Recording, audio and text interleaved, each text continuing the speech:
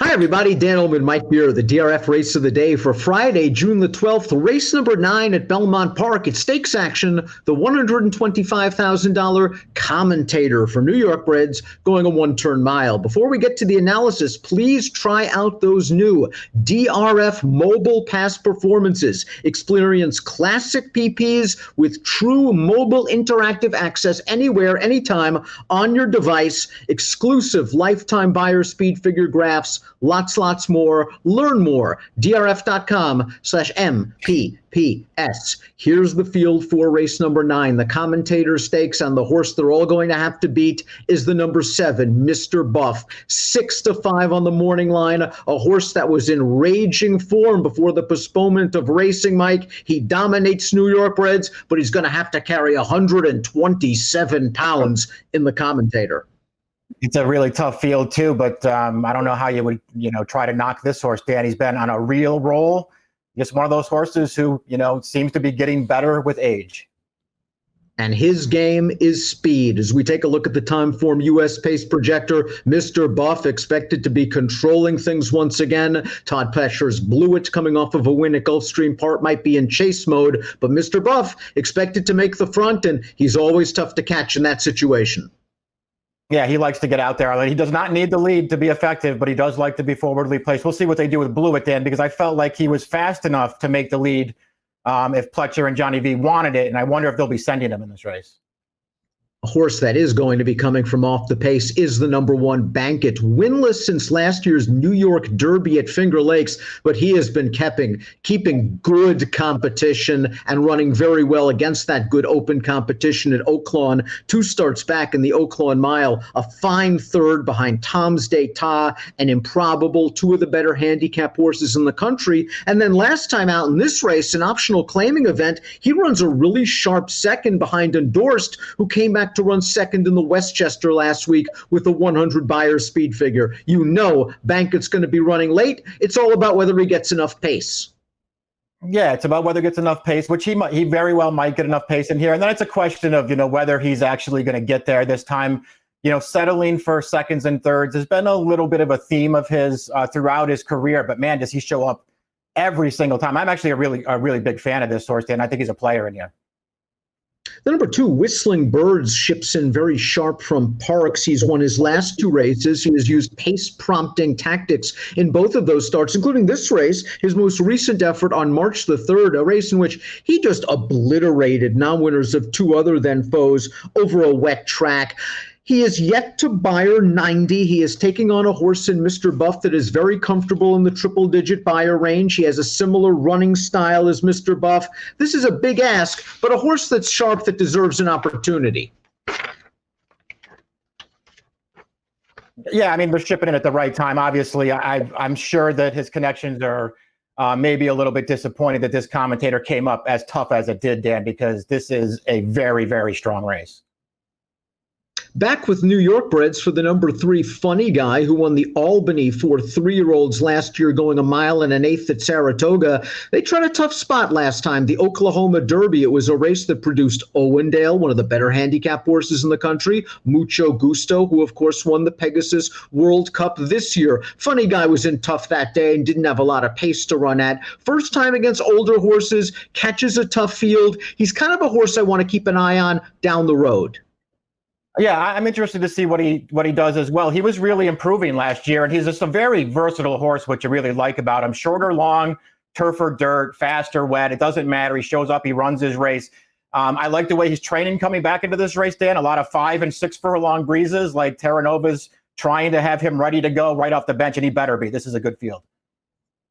Chad Brown sends out the 4, Build to Suit, a horse that has won, 1, 2, 3, 4, 5, 6, 7. He's won 5 out of his last 7 starts and only beaten a nose in one of those losses. Let's watch his win in the Hudson Handicap back on October the 19th, going 6.5 furlongs. He broke inward from the inside post. There really wasn't a lot of pace, but he got a nice trip from Manny Franco, inside out. Now he's in the 3 path, and he's going to wear down the speeds, and it looks like he's getting stronger at the end of this race. He has run fast races in his career. You could argue he has a bit more upside than the favorite, Mr. Buff. The question is distance. Does he want to go this far?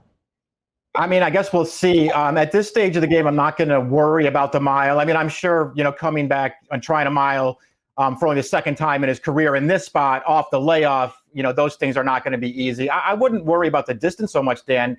He's been really good from day one. There have been some ill-timed layoffs, I think, that have really hampered him from turning out to be what maybe he could have been. As far as the upside goes, I don't know. He's 6 years old now. I don't know how much better he's going to get. I don't know if he has to get that much better, Dan. I think he's a player in this race.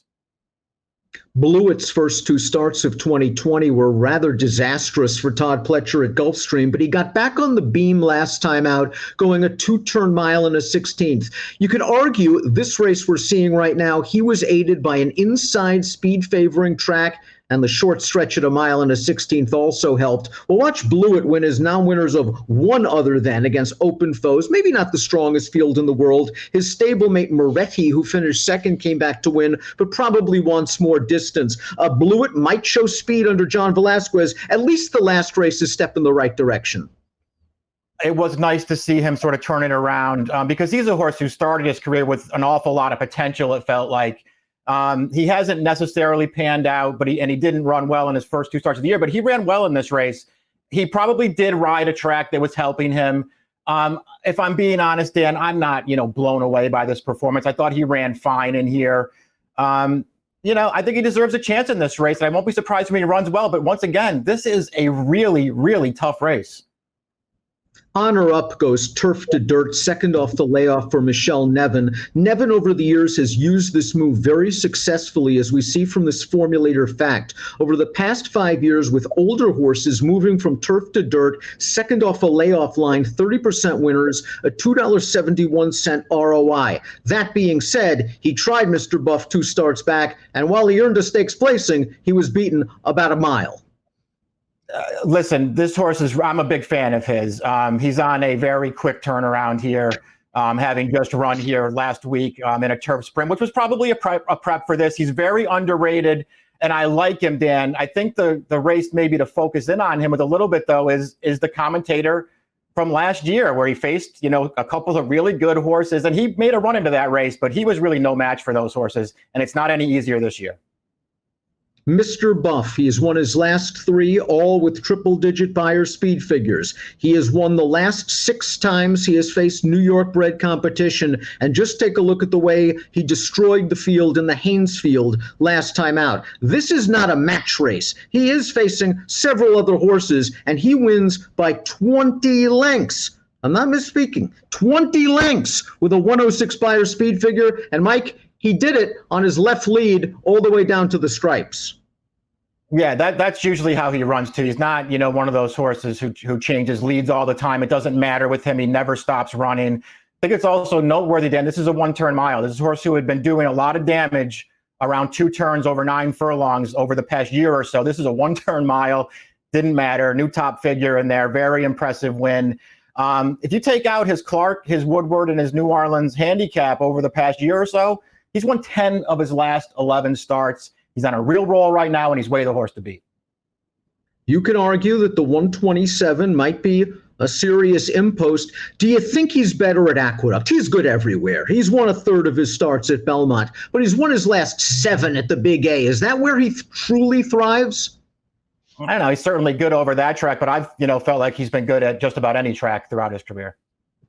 The last time Mr. Buff lost against state-bred competition, it was against Pat on the Back in this very race last year. And when Pat on the Back is in good form, he certainly fits with these horses, and he loves Belmont Park. And his last race was simply a throwout, the Cigar Mile against Maximum Security. The question is, how will he run off layoffs? He has run well off layoffs in the past. Mike, I know you're a big fan of this horse. He's a graded stakes winner at Belmont going a mile, and he's fast enough to win on paper. Yeah, I mean, there's just plenty to like about him. The layoff is, I guess, the main concern with him. I'm not worried about, the seemingly bad performance last time. As you say, chasing in the Cigar Mile is just not a race I'm going to be too hard on him for. He beat Mr. Buff in this race last year, and he beat him fair and square. And he also beat another good horse in that race as well, Dan. That Giant Expectations is a real nice horse. That was a really good performance.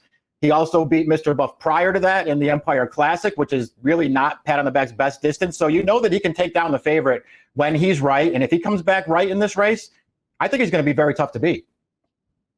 My boy Tate completes the field. He is a very talented sprinter. We're going to watch his race in the Holly Hughes. He finishes second to Amundsen, a nice horse that came back to run third in an open non-winners of 2 other than with a 95 Beyer speed figure. A solid performance from my boy Tate. You must upgrade him if the track comes up wet. He is a true mutter. 4 for 4 lifetime on wet tracks. I think there is at least a little bit of a concern about a mile for him. After his first 3 starts, they have kept him sprinting.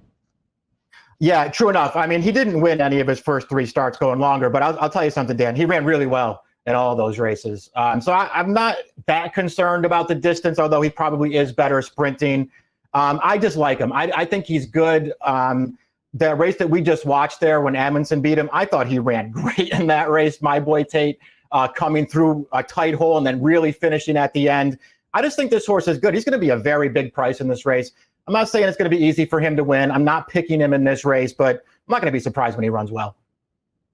Really don't have many knocks against Mr. Buff as we take a look at our top selections in this race. I'll try to go for a little bit of a price. I thought Blewett went the right way last time out. I think he had a lot of things going for him, but he's 15-1. He's sharp, and it'll be interesting to see if he tries to take the race to Mr. Buff as he carries all of that weight. You're going with Pat on the back to make it 2 commentators in a row. He runs well fresh, and if Blewett and Mr. Buff hook up early, Pat on the back could be sitting in the garden spot.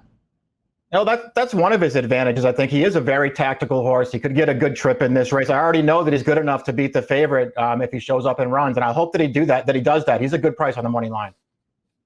If Mr. Buff gets through the commentator, don't be surprised if John Kimmel tries him against graded stakes competition once again. But a tough field in the commentator, a lot of weight. He'll be a short price. He's weighed the horse to beat. 5741 for me, 8741 for Mike. It's the $125,000 commentator. Free formulator past performances available on the Race of the Day event page at DRF.com. Approximate post time on Friday, 5:36 Eastern. Best of luck.